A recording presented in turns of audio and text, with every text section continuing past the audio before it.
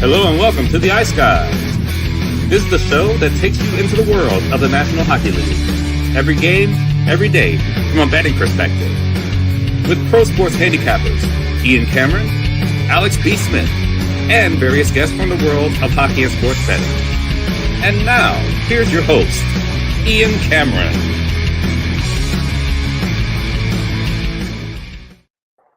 Welcome to the Ice Guys, Monday, November 25th. Ian Cameron, Alex B. Smith with you. It is a big Monday slate, which is uncharacteristic, but again, with U.S. Thanksgiving and no games on Thursday. This week, we've got a bigger Monday and a bigger Wednesday slate and a lighter Tuesday slate. So it's a little bit backwards this week, but that's the way it's got to be for the Thanksgiving holiday coming up. We only had the one game last night, so Leafs get the job done against Utah. And now what's their record without Austin Matthews during this span? Like 7-1, just on the verge of him coming back probably for the next game. But credit to the Leafs. Now we fade them. Now we fade them. It kind of feels that way, that next game. But win again without and Matthews, no Domi, no Matthew Nyes. They certainly had a lot of injuries, but they overcome it. Another solid effort from the team defensively, and they get a 3-2 win against Utah. That's all we're going to say about that. I didn't actually bet the game. It was a day off for me betting NHL, so it was nice. I didn't make a single bet in that game, and I was happy for it. Before we get into the Monday slate, though, we've got the New York Rangers talking about Kreider and Trouba and certain guys, rumbles of trades potentially involving them, and the Ottawa Senators, who have been very disappointing so far this year, again, to begin the season. Rumblings that they may be involved in some sort of trade in the very near future to try to shake things up. So apparently Alex got into a back and forth with some Sens fans about trade proposals that would actually be beneficial to both sides in a potential trade involving some of the Ottawa players, including beneficial to the Sens fans. But apparently the Sens fans didn't agree and took to Twitter X to go against some of Alex's thoughts. Now, keep in mind, this is the same fan base that attacked me months ago on there because I said Tim Stützle dove and embellished a lot and said I didn't know anything about hockey. Well, I guess the multiple players and coaches that have accused him of embellishing out there on the ice don't know shit about hockey either.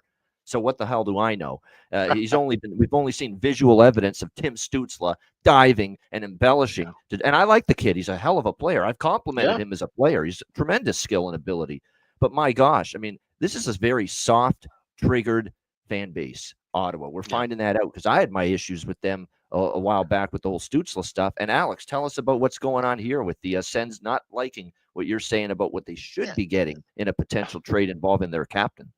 So I'm waking up this morning, I get my ginger ale, I get my morning smoke in, and I'm reading an article from Jimmy Murphy over at rg.org. Where he's talking about how the Senators are looking to make some change, shake up some things. He had a tweet from Mark Mathot, former Sens defenseman, saying that, this team looked disengaged and tired, and that, if they can't change the coaches anymore, can't change the GMs or owners anymore, it's going to have to be a core player. A core piece is going to have to be moved, and it might sting. Those are his exact words.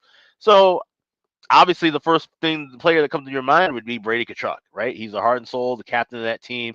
You move him, that would certainly move everything around within the franchise. It would get the fan base and everybody on notice of, hey, we got to turn some things around. So I mentioned a trade. I say, if I'm Kyle Davidson, I go and make a deal. I offer Philip Kurashev, Connor Murphy, Wyatt Kaiser, and 5 draft picks, a first, a fourth, a seventh next year, and a second and third the year after, for Brady Tkachuk and Michael Amadio. Now, I get chirped instantly. People saying, "Oh, you must be trolling," and I expected some of that because Brady Tkachuk's a fan favorite. No one would want to see him go. But at the same time, if you're talking about shaking things up, and you're talking about an Ottawa team that hasn't made the playoffs in about 7-8 years, it's been a minute. Okay, this team hasn't done anything. This core group that you have now has done jack all shit. Okay, with all the coaches and all the owner changes and everything else. So you need to shake something up. And what I'm talking about was something that would put the team in line to contend next year. It frees you of cap space. You can still make other trades during this season. You tank now, and you have a first-round pick from the Chicago Blackhawks, a team that sucks, a team that would be a lottery pick. So you're talking about having not 1 but 2 picks in the top 10, and you have cap space to make moves immediately next year. So all the fans now that talk about, oh, we want to contend now, you would be contending right away next year. You would be essentially doing what New Jersey did last year. Now, yes, of course, it'd be a huge bump. You get a Brady Tkachuk, a guy like that in Chicago, and he's tied in keep in mind now, $8.5 million, it would be all the way until 2028. Do the Hawks want to make that commitment? Is the question they'd have to ask themselves. But other than that, it's a slam dunk on both ends. And why Sens fans don't seem to get that when you already know that Tkachuk might be moved. You already know you need defensemen. You're going to have to make a ton of moves to get things fixed, and you have holes to plug. That's not that bad of a trade. So, Sens fans, yeah, like I said, some of your favorite players might be moving on to other teams. You want to be in the best position so that your franchise is in condition to continue to try to contend moving forward, rather than staying in this purgatory that you guys have been for the last decade of almost making the wild card spot, but then not right. And now this is Steve Staios. Keep in mind, Steve Staios is still a relatively new GM here with the Senators. It's his opportunity to really put his stamp on this team, because a lot of this team that's out there now, he got it from the Pierre Dorion regime, the Pierre Dorion era. So this is an opportunity for him to really shape this team, not blow it up. They're not going to do that, but they are definitely, from the sounds of things, like something's going to happen. Some kind of trade is about to happen. It's just a question of the pieces involved. It's not a hatchet job, and they're going to blow up the whole thing, but they are definitely going to make some changes, potentially bigger ones, to try to get some life into this team. And I think, look, it continues to be issues for them too at the defensive end, which Travis Green was supposed to be coming in here to kind of fix. And Linus Ullmark, what's happened to his game all of a sudden? The last few starts haven't been pretty for him. And take it from a team like the Hawks. Take it from some of these other teams. You can't just go out and buy defensemen. No. Okay? You have to grow defensemen. And that's the thing. Using those draft picks, that's the first thing you have to do with any of the draft picks. And that's the thing, their cupboard's quite bare. Okay? They have their missing picks within the next couple of years. You have to build defensemen from the ground up. Look at Wyatt Kaiser. That's why I mentioned him, because he's a guy who is a project now developing. The Hawks like him a lot. And I think he's a guy who could be an NHL-ready defenseman as early as next season. He would be a perfect fit in a lot of teams. Yes, he's a left-shot defenseman, but then that still gives you capital to move around and move the albatrosses you have on that right side. Because how many teams are going to go pick up Nick Jensen with that $4.5 million contract hanging over him for the next 2 years? How many people are interested in a Travis Hamonic at 34 years who's got about as many injuries as I do? You're not going to be able to move those guys easily. So. You got to take what you can get, and a big deal like that, that's something that would wake up that locker room, wake up that fan base for sure. Yeah, and something probably will happen. And keep an eye on both of those teams. I mean, that's the big rumblings to start this week, is that both the Ottawa Senators and the New York Rangers could be involved in some kind of trade to kind of shake things up a little bit. Obviously, the Rangers are not in dire straits, but clearly the way they've started the last two games, which has been terrible, by the way. The first period of these last couple of games just was ugly. You do get worried about, just what's going on with them as well, and that maybe they need just a little bit of a shake-up and change, because I find, they're losing puck battles, and they're not out skating teams right now. I think they need to inject a little more speed up front. Chris Kreider, not the best skater, and you're talking about all kinds of certain players up front that are certainly having some issues inconsistency-wise, and, they're still trying to look for that fit with Zibanejad and Kreider, those two players in particular. With all due respect to Will Cooley, it's not always the best thing when he's been your best player in some of these games lately. It's a credit to him. It's not necessarily a good thing for the success, or maybe not the lack of success, that the New York Rangers might have moving forward. Yeah, and definitely when you look at Ottawa, you're right. I mean, they're just so reliant too on that on Jake Sanderson. For that hockey team on the blue line. It's just, and he's great. His game is terrific. Can't say enough. But Shabbat, his game has declined. He can't stay healthy. And then you've got Hamonic.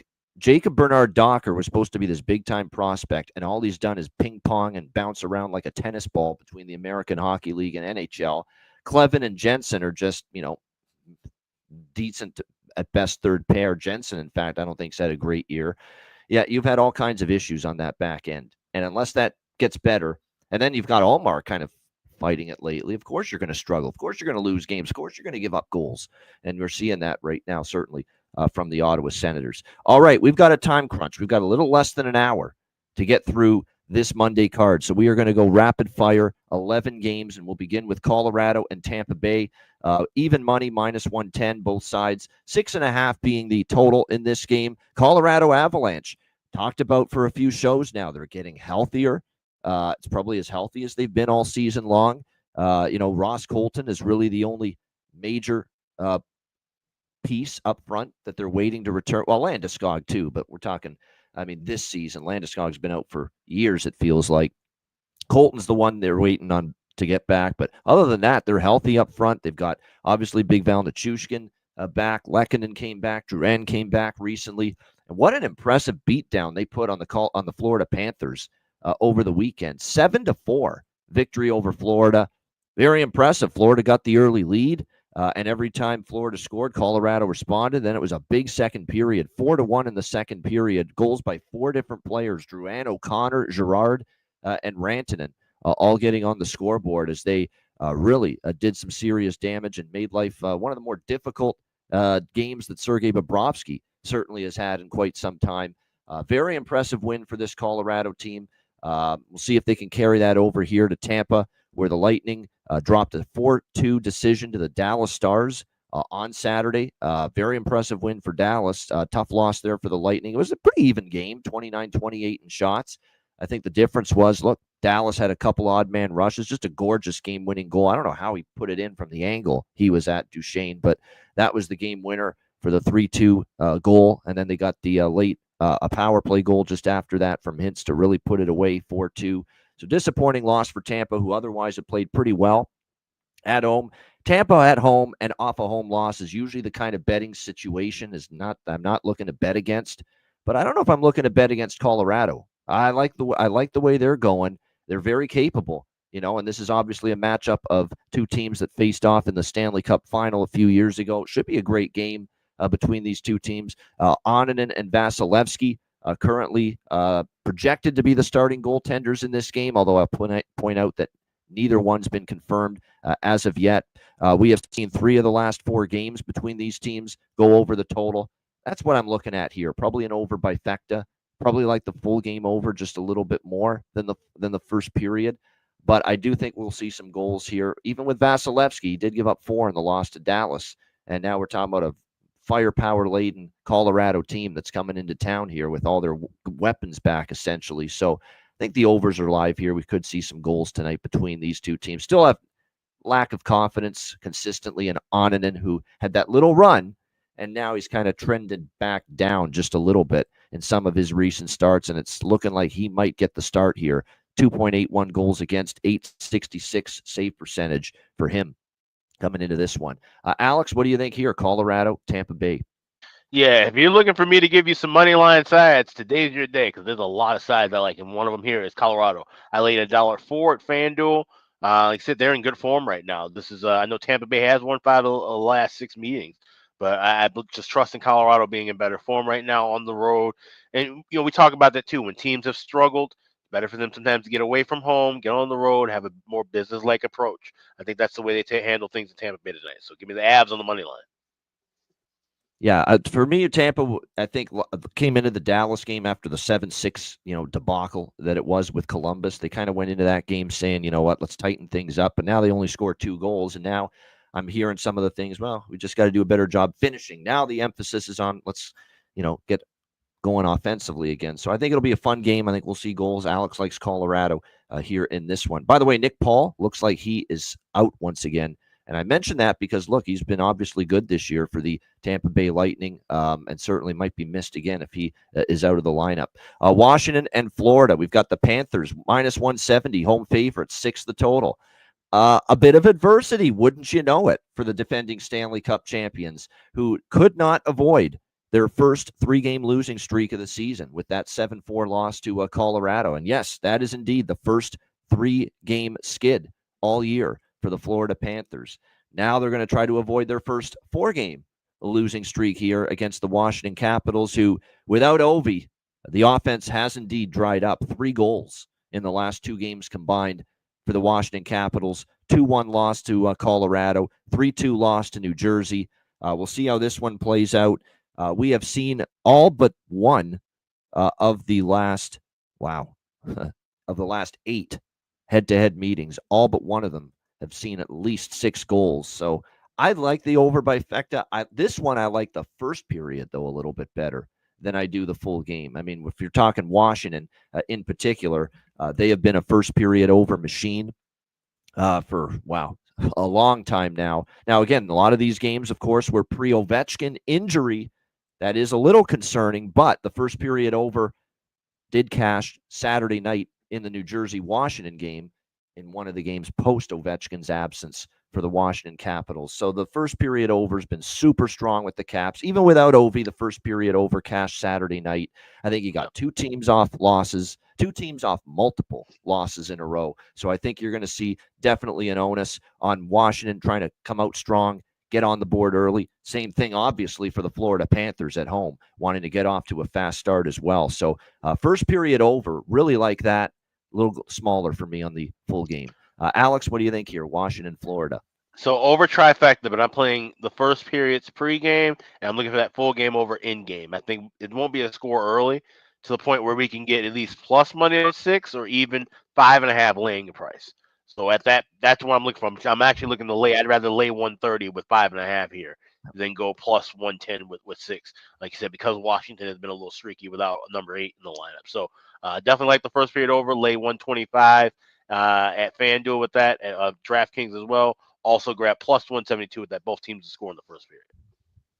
Yeah, this might be a good over trifecta. You're right. Both teams to score in that first period. I could see it did hit with the New Jersey-Washington game. It was 1-1 after that first period as well. And yes, it is Spencer Knight in net. I'm not surprised Paul Maurice is turning to Spencer Knight because, you usually would think Sergei Bobrovsky put him right back in there after a rough game. But I think give him a rest too because you're right. It's irregular to see him give up, 6-7 goals like he did. Well, actually, a couple of them were empty net. One of them was an empty net goal. But, give him a rest. Spencer Knight's capable. Spencer Knight's been okay. Logan Thompson will get the start here for the Washington Capitals.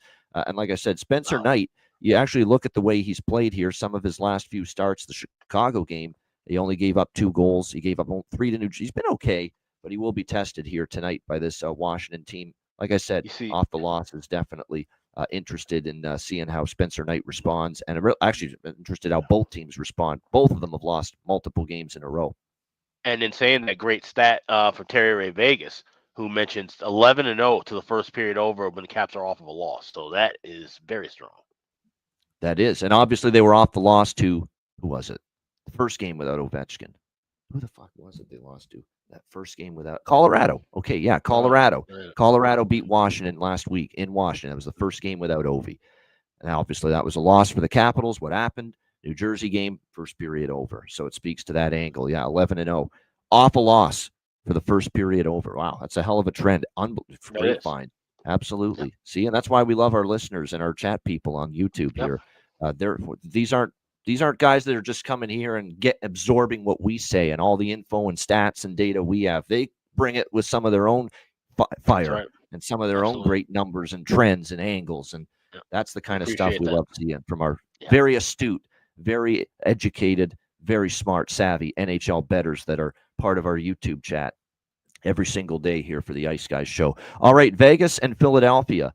We've got Vegas minus 140, road favorites in this game, 6 the total, pretty much across the board. For Philadelphia, it's always a question of who's going to be in net for them. That's a question any day for a lot of teams, but especially for them. We've talked about how they're struggling to find consistency from the Russian and the Belarusian, Kolosov and Fedotov in net for the Philadelphia Flyers, with Ersson still out and on the injured reserve list still for a period of time. It will be Ivan Fedotov getting the nod here tonight for the Flyers. Last time we saw him, it was a 4-1 loss to the Carolina Hurricanes. I will say he faced 37 shots, and made 33 saves. I thought he played okay. It's just the roof kind of caved in on him from that point.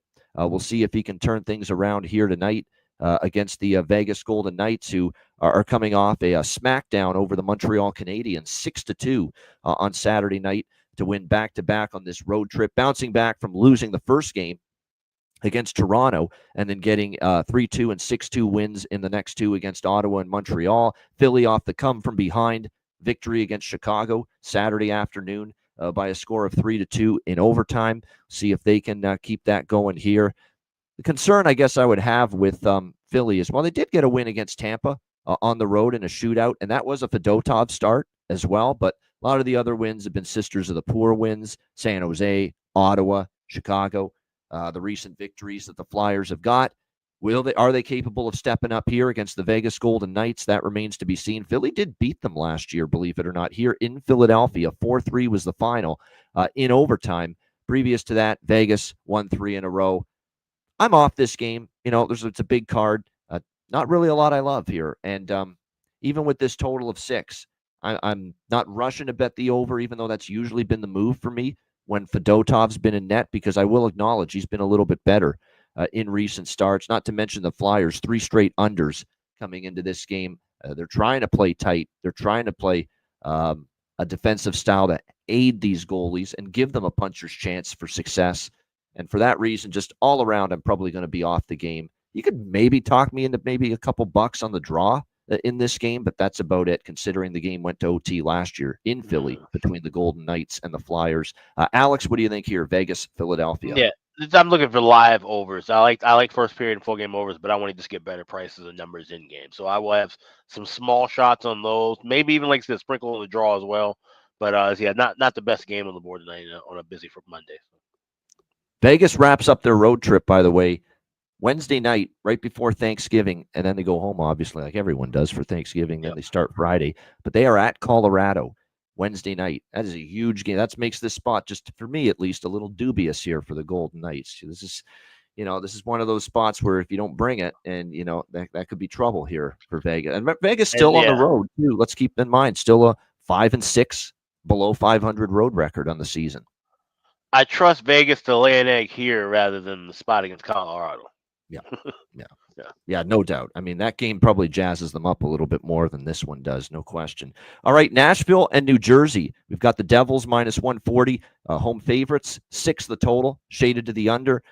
Nashville, we're at that time now where December's going to be here this weekend. You're 7-14. You're off a solid win against one of the best teams going in the NHL, 4-1. And I'm not going to be one of those guys that piles on the quality of that Nashville win and says, well, you faced Eric Comrie. Okay, that's obviously not the same as Connor Hellebuck, but you got a good win against a really good hockey team that hasn't lost many games this year. So I'm willing to give you credit for that. But my goodness, for the love of God, can you step up and win 2 in a row, for crying out loud? When the hell's the last time Nashville's put 2 wins in a row together?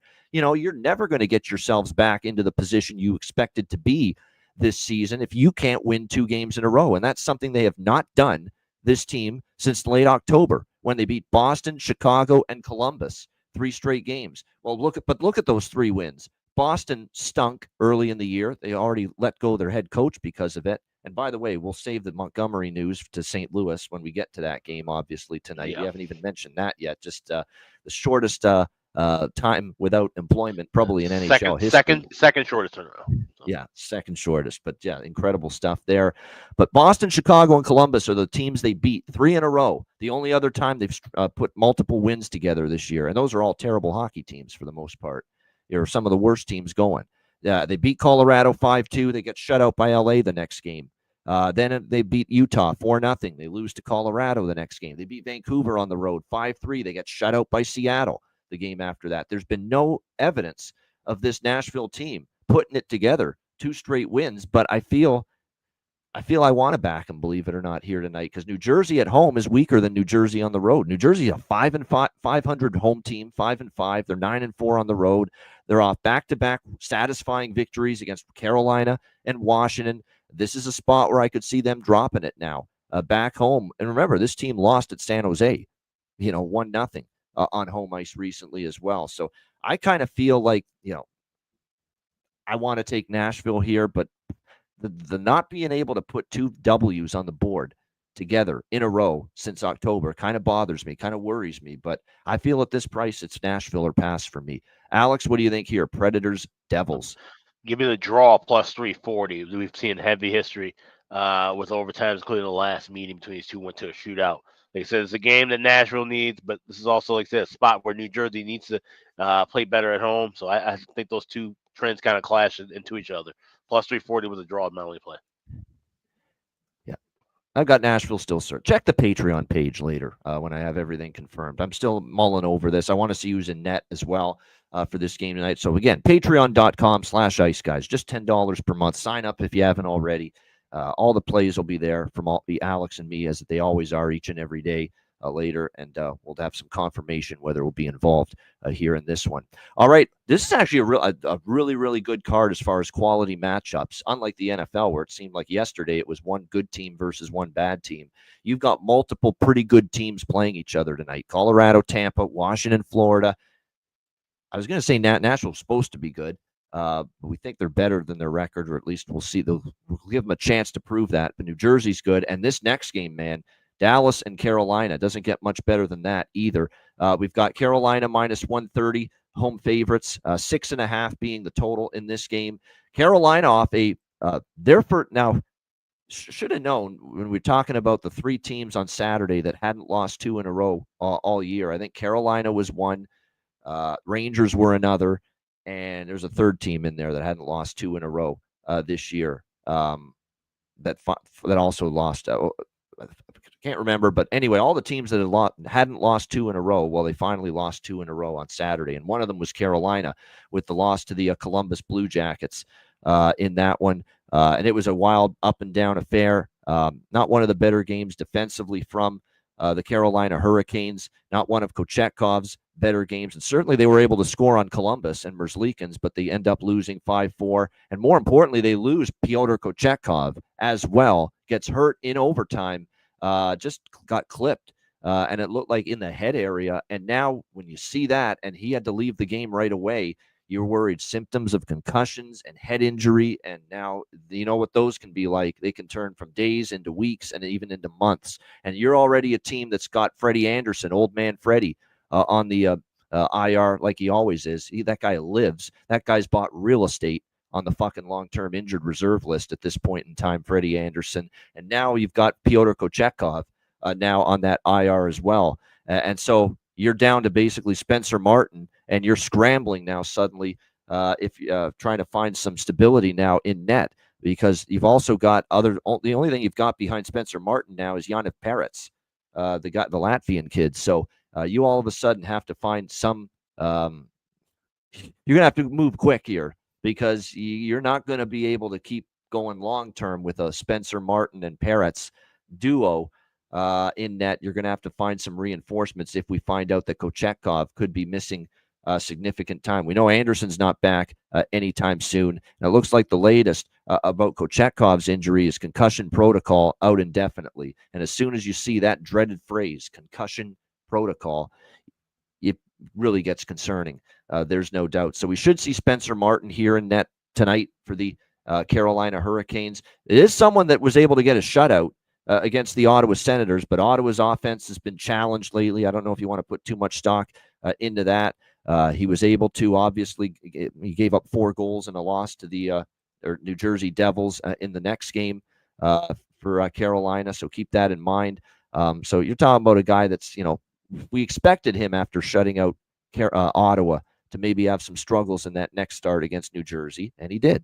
And he gave up 4 in that game. So that's what you get, from a journeyman goaltender in most situations. And Spencer Martin is the same. You're going to get 1 game up, 1 game down kind of deal.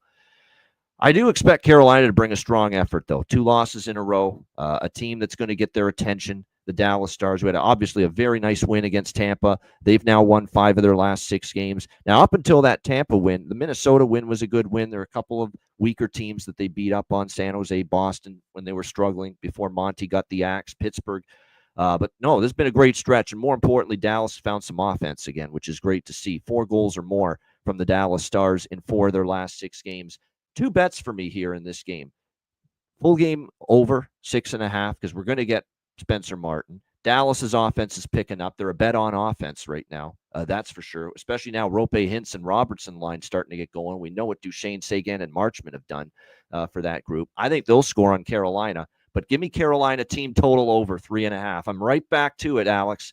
Carolina team total over 3.5. It's the gift that keeps on giving. It's now 13 of the last 15 games. Carolina has scored at least 4 goals, and I know Dallas can be a tough nut to crack defensively sometimes, and when Ottinger's on his game. But back home, 2 losses in a row. They've got goaltending concerns, but that doesn't concern the offense right now. Certainly, they've been able to score goals. Ottinger's in good form, and like I said, that's going to be a challenge. Carolina's been pretty damn consistent getting 4. I think they can do that here tonight. So it's a full game over and a team total over with Carolina. A bit of an odd, unique approach for me in this game. Alex, what do you think here? Dallas, Carolina. Dallas, run, don't walk. Grab Dallas at a plus price before that turns to -105, -110. I got +106 at FanDuel with Ottinger going up against Spencer Martin. Like I said, Carolina, I mean, they got all kind of injuries. And now you're looking, like I said, Martin and Perez. That's all you have at goal. Carolina's going to have to make a phone call. Maybe they call somebody in Switzerland, an Antti Raanta, who's actually playing well over in the Swiss league. Oh, my God. They just might, because they've always called back that guy somehow, even after. What's David Ayres doing in Toronto? I mean, you're running out of options here. So they're gonna have to do something. But I think they're in trouble tonight. So give me Dallas plus money on the money line. That's the only thing I roll with. And that Carolina team total, be careful with that moving forward. Even if they hit that tonight, because here's the thing: if they're running with these 2 goalies, okay, they start giving up goals. Now they're going to start being more defensive, working more on that back end where we talk about all the time. And try to win 2-1, 3-1 hockey. Exactly. Yeah, There's that concern. So be careful moving forward with this now with these injuries. It's one of these deals where I'll bet it tonight. If it loses, maybe I'll give it one more shot. And if it loses again, if it loses twice in a row, we're on. I mean, it wasn't situational, right? Like if you go up, if Carolina's playing the Rangers next game and it's Shesterkin, you're probably not going to be on over 3.5. But but Carolina draw. Who's Carolina actually have next game? Carolina, after tonight, they have the New York Rangers. Big game. Wednesday night. See, so home. Don't stay away from the other over 3.5 maybe in the next game. Yeah, no doubt. Like I said, though, 13 of, and I've been on a lot of these, as you know. We've talked about this little emerging trend and angle with Carolina just going over this 3.5. 13 of the last 15, they have scored at least. That's pretty impressive. You know how hard it is to consistently score 4? Consistently like that. We haven't seen a run like that in quite some time. 13 of 15 games with at least 4 goals. That'll be put to the test, though, because I will say this. Dallas, we know, can be good defensively, and Ottinger's actually played some, but Ottinger has played some weaker teams in this great run, too. Let's be honest. And I like Jake. We all do, but he's also faced some weaker teams. We'll see if he can keep Carolina off the board here tonight. All right. Did you miss Jim Montgomery? I mean, it's been a long time since we've seen that guy. I mean, my goodness, what's he been doing all this time? All those massive 6 days that he was out of coaching. But here he is back behind the bench in 6 days after being fired by the Boston Bruins with the St. Louis Blues as they take on the New York Rangers. We've got the Rangers -220, road favorites, 6 being the total here in this game. Look, I credit Doug Armstrong for being bold and not being apologetic over making this move. He felt that, obviously, look, the team has not been playing great, but it sounded like, and I think this is 100% accurate, if Jim Montgomery wasn't available, he would have stuck it out a little bit longer with Drew Bannister. At least would have definitely kept him on board for at least another few weeks. And try to ride through this little tumultuous run the Blues have had. But the moment Jim Montgomery was available, and knowing that he was an assistant there with when Craig Berube was the head coach of the Blues, and they loved the work he did. Apparently the players really liked Monty being on that assistant coaching staff. It just became right away that, sorry, Drew, but I've got to make this move. Jim Montgomery is there. I got to get him to be my head coach. And it's really that simple. Yeah, he would have been the guy if Montgomery hadn't moved on. If he had stayed with that staff when Berube was fired, he would have gotten that job.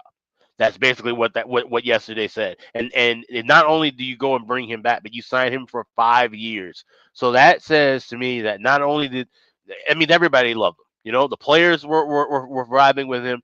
Everything was well with front office enough to where we can have him be the cornerstone to build whatever we're going to do, because St. Louis is in this weird, it's not a rebuild from scratch.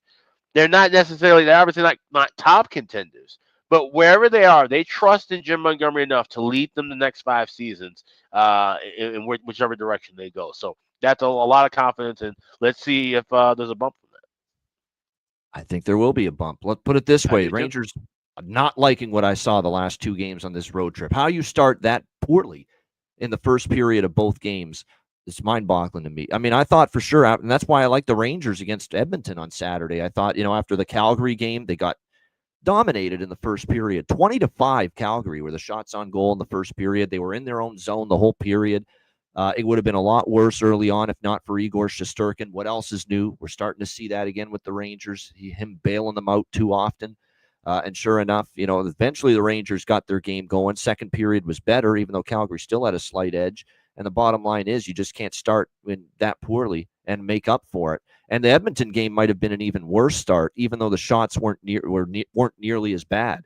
But 21-9, they were giving up grade A chances all over the place. Jonathan Quick had to be spectacular, believe it or not, in the first 15 minutes just to keep that at 2-0 going into the first. Could have been 5-0 for Edmonton after the first period the other night of that game against the New York Rangers. Now, John Massey's the Ranger fan, as we know, and we love him, but he's been talking about this spot. Going back to, I think he mentioned this spot on the New York Rangers season preview video that we did with him way back in September, talking about this spot where the schedule makers really screwed the Rangers over. Four games in a row. Yeah, he did. I remember him mentioning it. The 4 games at Seattle, Vancouver, Calgary, and Edmonton, back home for one measly game here in this spot against St. Louis, and back on the road for Carolina and Philly over the Thanksgiving holiday on Wednesday and Friday. Brutal scheduling being done here to the New York Rangers. You know where I'm going. We like Montgomery. We thought he was made a scapegoat in Boston. They blamed him when there's more issues with that hockey team. Now, I will say this. They're 2-0 under Joe Sacco, Boston. But it also speaks to here we go again with the new coach angle. And the first game, and maybe even more than the first game, can provide a bump. So this is St. Louis first period. This is St. Louis money line full game for me. Not only is it a brutal scheduling spot for the Rangers, but I think the Blues do get that bump from a very quality head coach being back behind their bench because of the fact that obviously he was the assistant there a few years ago. Blues first period, Blues full game, money line for me, double up. Alex, what do you think here? Blues, Rangers. So I grabbed Blues plus 200 yesterday just off of the coaching bump. I thought that price was crazy. It's now settled into where the price I think maybe should be, 170, 180. And even then, like you said, that's just an awfully high number on how the Rangers have looked right now. So I'm still looking at St. Louis. I would endorse all the way down to plus 160. I think this is a good spot. Like you said, that was a spot that Massey did. Yeah, he mentioned that on the preview and circled that. And this is a spot where we often see the Rangers, even if they were in good form, would have trouble with a game like this. So now, struggling out of the last 5 of the last 6 periods, now and trade room is rolling. Yep.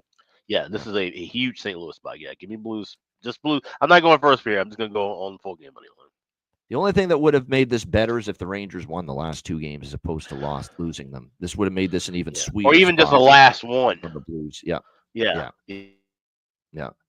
No doubt. We'll see about it. But like I said, the Rangers off the 2 losses, the only mild concern, but they're certainly not playing capable of a minus 220 favorite right now. What I've seen, the way they've started the last couple of games, and they're only a mediocre. What is their record at home? They've been better on the road, 5-4. They are at home at Madison Square Garden. So nothing to write home about there. So yeah, Alex and I both liking St. Louis there in that one. All right, next up we've got Calgary and Ottawa.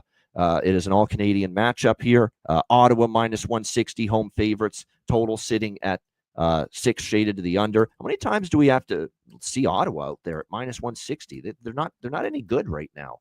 They aren't. They just let Vancouver waltz in there and go up 4-1. I think Vancouver, kind of tipped their foot off the gas pedal in that game, but they hung on for the 4-3 win. I'm so mad. I almost made Vancouver the best bet on Saturday. I wish I had, but I really like that spot. Vancouver's going to be a team I'm riding on this road trip that they're on right now. We mentioned it. What's amazing about Vancouver, no Besser, no Miller. Quinn Hughes got the fucking ridiculous, absurd 5-game misconduct in that game, and they still ended up beating Ottawa. What does that say about the Ottawa Senators right now? Not a lot. This is just an overpriced, struggling favorite. Win or lose, can't pass up Calgary plus 140 here in this game.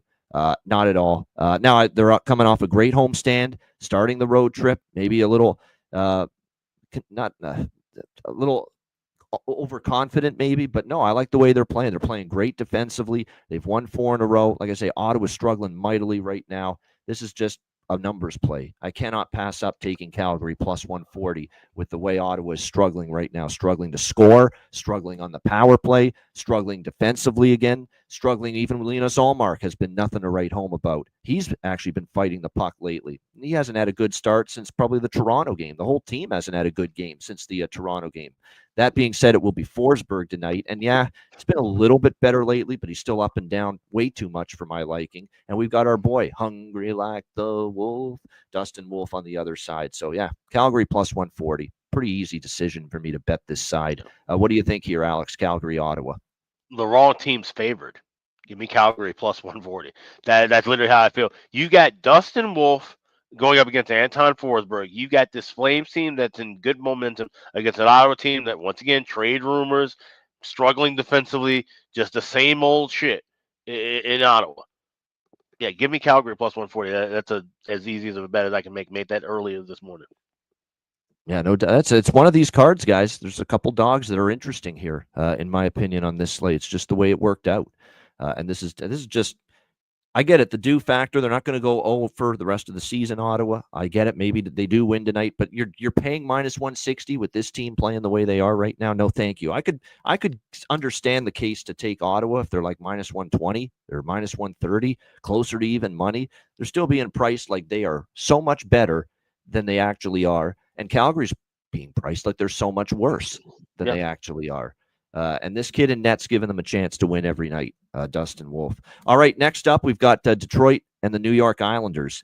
Islanders minus 150, home favorites in this game. The total currently sitting at 5.5, shaded to the over. This is a rapid revenge spot, short turnaround spot, if you will, because these teams played in Detroit last week. And this is where we cashed in with Detroit with the off the San Jose loss angle, which is now 5-1 on the season. Detroit had lost to San Jose at the end of that road trip. They return home, and they literally steal one from the New York Islanders. They were down 1-0. They tied it in the third, and then they won it with a goal in the last minute, a 2-1 victory for the Detroit Red Wings in that game. I certainly could only look at Detroit plus the number here. I mean, the Islanders are still not a team I'm looking to lay a price with. Okay, they beat St. Louis on Saturday, 3-1, which was the final game of the Drew Bannister era. It's what led to the coaching change taking place. But like I said, the Islanders are not a lay minus 150 with type of team right now, even though they did cash in this price range against the Blues. See if they can carry that over here against the Red Wings, but not at this price. This is probably going to be a Detroit bet for me. Small Detroit bet. There's some other sides I like more than this, but certainly I could only lean Detroit here. And they've actually dominated the Islanders to the tune of 4-1 in the last 5 head-to-head meetings. So it is revenge for the Islanders, but you're paying a premium, I think, to back a pretty ordinary Islanders team right now. Not that Detroit's been great either, but I'd rather take the plus 130 than lay the minus 150 in a game of this kind of variance to it. So Detroit plus 130, and I will sprinkle on the draw as well. Keep in mind, that game was a minute away from going to overtime last week at the Pizza Box between these two teams. It's that close to overtime. It didn't get there that time, but I think there's a possibility we get it here tonight, overtime or a shootout. So the draw with the Islanders, yet again, I think worth a look. Alex, Red Wings, Islanders. 99 out of 100 times that last game goes past regulation. So I'm running it right back with the draw. I got plus 350 at FanDuel. Straightforward. Yep. Nothing more to add. The Islanders, it almost went to OT. We don't think either team is good enough to gain separation from the other in this kind of a matchup. So, yeah, Detroit, and I like the draw. Alex, just the draw for him in this one. All right. Winnipeg Jets, Minnesota Wild. We've got Winnipeg minus 115 road favorites. The total sitting at 5.5, shaded to the over in this game.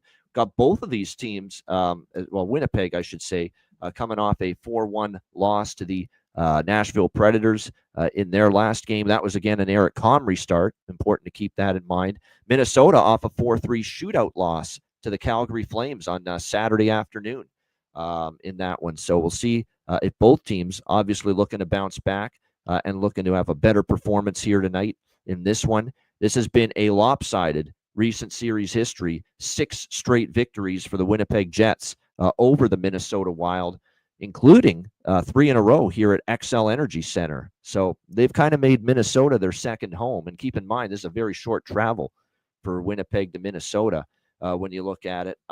Minnie coming off, obviously, the 3-game road trip with the Blues, the Oilers, and the Flames. Back home, not the greatest spot. It is 3rd game in 4 nights for the Winnipeg Jets, but they stayed in the same time zone as their previous game, going from Nashville to Winnipeg. Both of those, obviously, the central, or going from, Nashville to Minnesota, rather. Both of them being in the central time zone for Winnipeg. So it's not the time zone change angle for that 3 and 4 nights. So it doesn't apply to that angle I'm starting to monitor moving forward.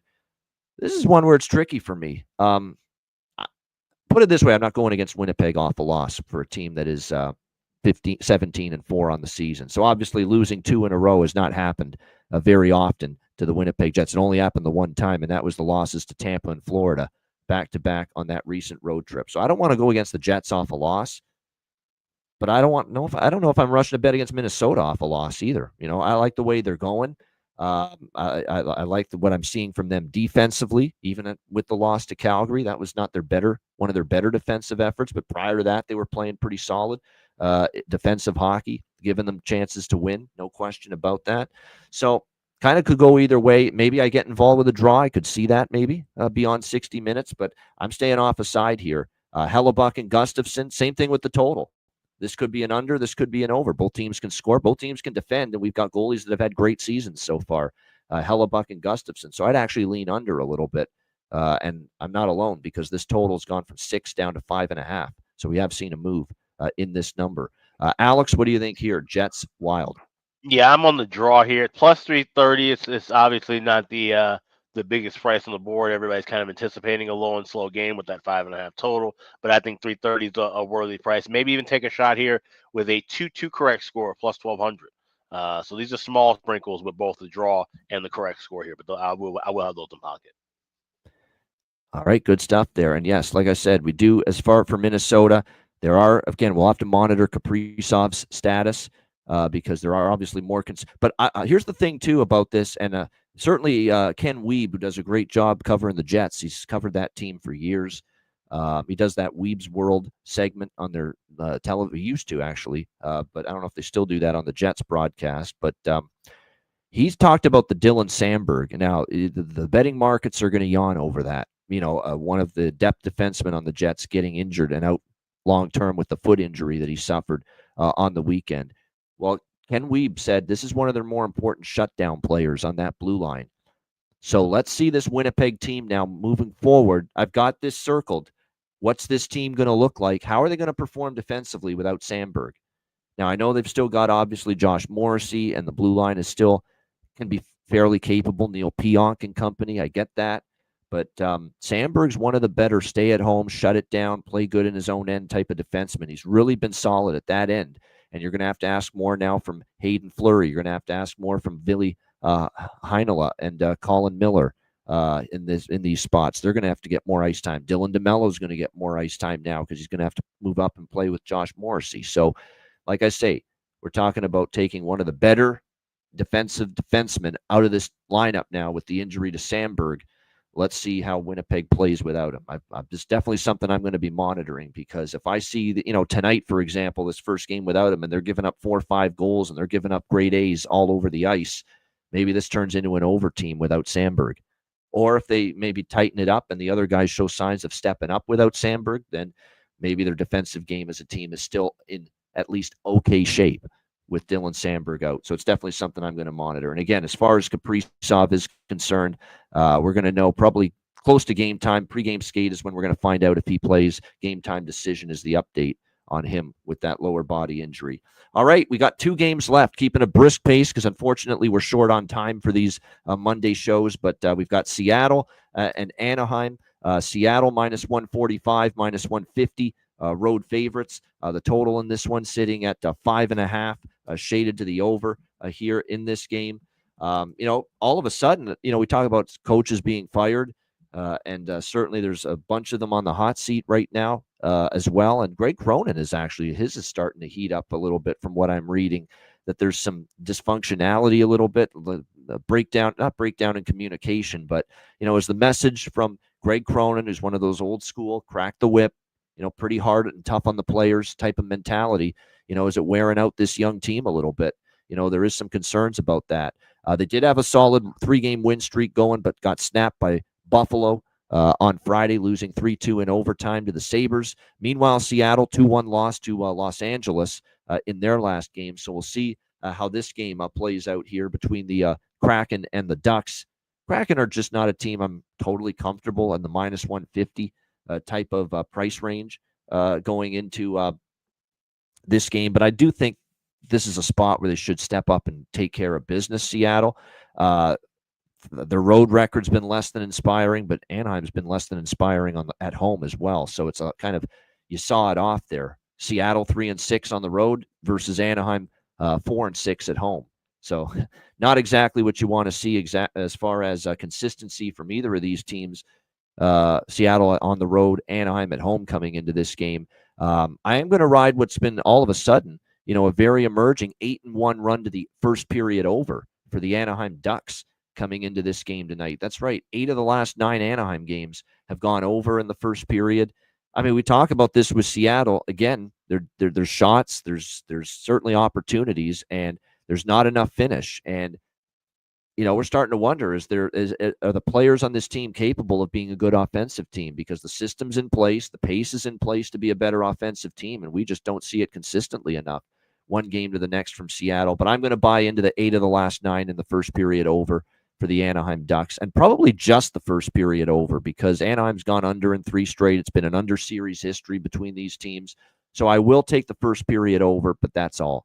Just riding that 8-1 run in the last 9 games to the first period over for Anaheim. Alex, what do you think here? Kraken Ducks. Plus 120 would be my buy sign live for that first period over. So I'm just going to be watching that one and waiting for 120 to come around and hit that. No doubt.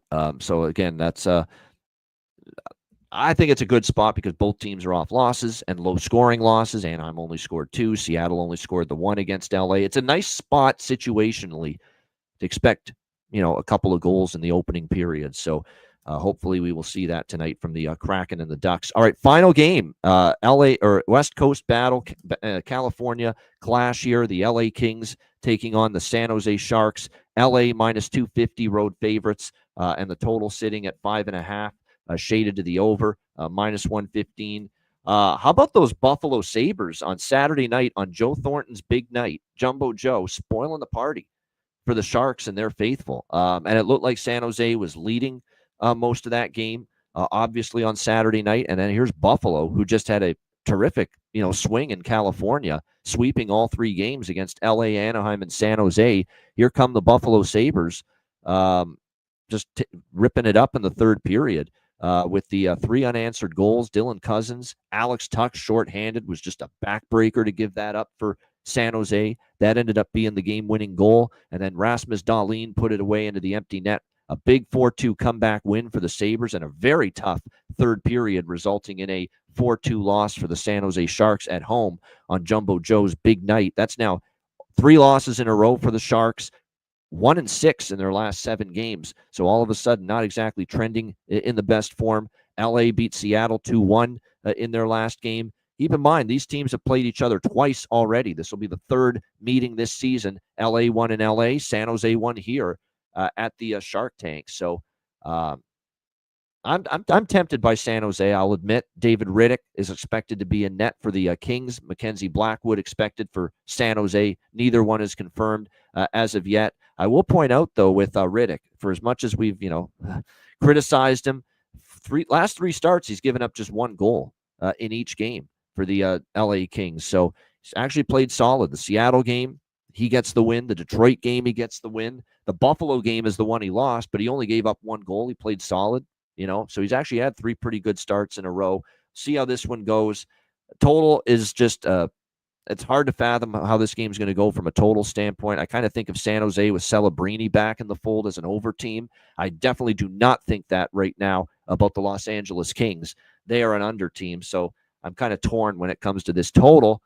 I'm tempted just a couple bucks here on San Jose at plus 210, the way they lost that game. Oh, you could also look at it as well. They lost that game in that kind of fashion, a hangover, and maybe they're not ready to respond and bounce back tonight. But at this price, I'm always going to stick to my guns here and say that LA is a minus 250 road favorite. To me, that's a little overpriced, even against a team like the San Jose Sharks. So lean Sharks, maybe a couple bucks. That's about it. Nothing super strong.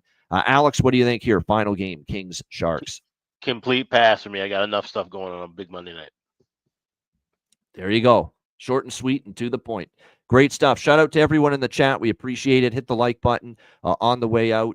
Again, that is rapid fire, baby, right there. I don't know if we've ever gone through an 11-game NHL card faster than that, but because of the time crunch that we have on Mondays, that's the way it had to be. We appreciate you guys joining us. Hit the like button on the way out. And a reminder, if you haven't already, sign up, patreon.com/Ice Guys, just $10 per month. Again, goalie charts, totals charts, bonus content, live betcasts exclusive to Patreon members coming up in the new year. As well, the daily betting card each and every day, sides, totals, player props posted on the Patreon page. Again, patreon.com/Ice Guys, $10 per month. Your subscription goes a long way to supporting the show. So check it out. Sign up now, just $10 per month. Patreon.com/Ice Guys. You're muted.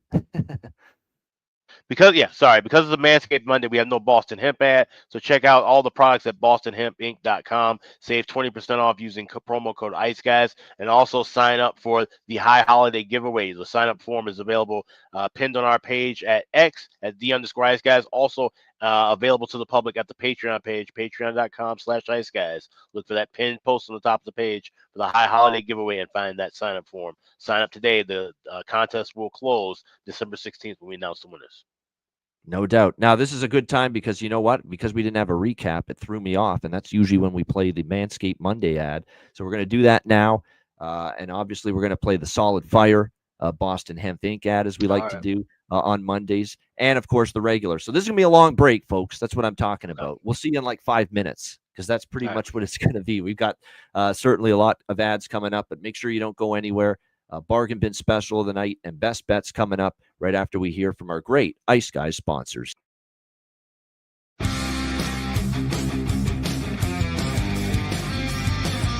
Support for the Ice Guys podcast is provided by Boston Hemp Incorporated, Manscaped, Power Play Sportsman, Raise Your Game, Tailgater Social.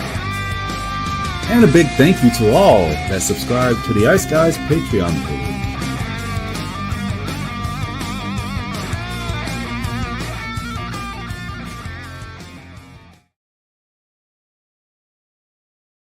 This episode is brought to you by Manscaped, the global leader in men's lifestyle and grooming. Every man knows the unbeatable feeling of a fresh barbershop shave. What if I told you that you no longer have to wait weeks or months between appointments to experience it? Introducing Manscaped's newest innovation, the Chairman Pro Electric Foil Shaver, the game-changing tool that brings the luxury of a professional shave right into your home. Whether you're after that daily silky smooth finish or prefer to maintain a rugged 5 o'clock shadow, the Chairman Pro Electric Foil Shaver is your go-to for precision and style every time. Head over to manscaped.com and join the over 11 million men worldwide who trust Manscaped by using promo code ICEGUYS for 20% off and free shipping. What makes this Chairman Pro stand out?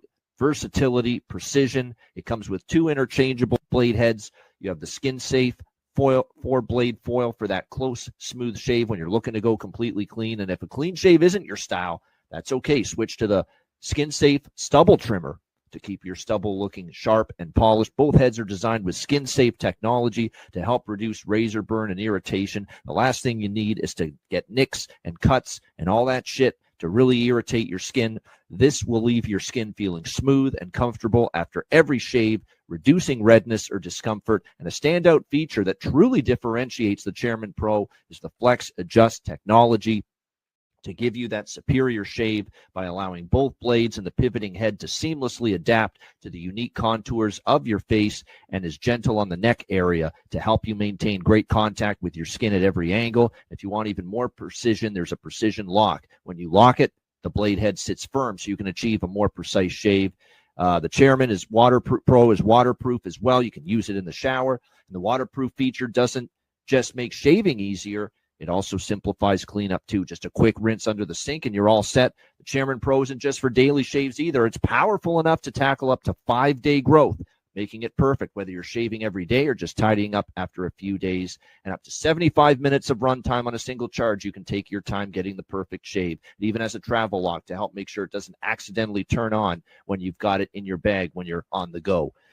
Get the Chairman Pro today. It is worth it, and experience a shave that is as smooth as you deserve. Get 20% off and free shipping with the promo code IceGuys at manscaped.com. That's 20% off and free shipping with the promo code IceGuys at manscaped.com.